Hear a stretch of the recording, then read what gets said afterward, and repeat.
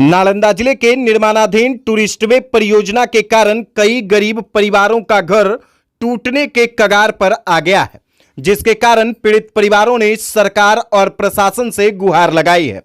गौरतलब हो कि पटना के करौटा स्थित जगदम्बा स्थान से नालंदा के राजगीर तक निर्माणाधीन टूरिस्ट वे परियोजना को लेकर नूरसराय प्रखंड के जगदीशपुर तियारी गांव में तनाव की स्थिति उत्पन्न हो गई है। सड़क निर्माण के जद में आ रहे करीब 1 दर्जन गरीब परिवारों ने अपने आशियाने बचाने के लिए प्रशासन से गुहार लगाई है। ग्रामीणों का कहना है कि यदि सड़क के अलाइनमेंट को गांव से लगभग 20 फीट दूर खेतों की ओर मोड़ दिया जाए तो उनके घर सुरक्षित बच सकते हैं और किसी परिवार को बेघर होने की नौबत नहीं आएगी।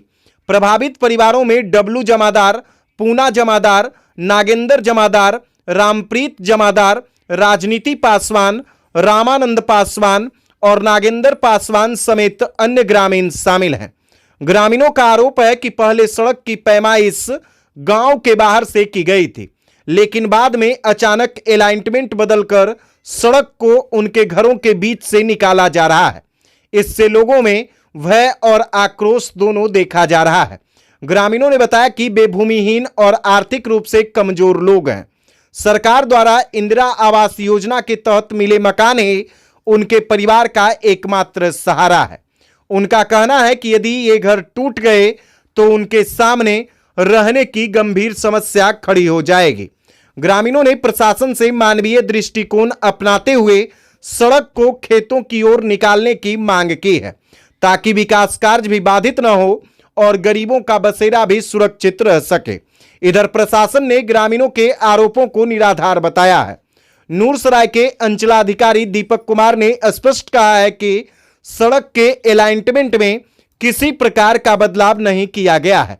उन्होंने बताया कि यह अलाइनमेंट वर्ष 2012 और 14 में ही निर्धारित कर दिया गया था और सड़क निर्माण उसी स्वीकृत नक्शे के अनुसार कराया जा रहा है। ग्रामीणों के बीच फैली भ्रांति को दूर करने के लिए हाल ही में आरसीडी अधिकारियों के द्वारा दोबारा पैमाइश कराई गई।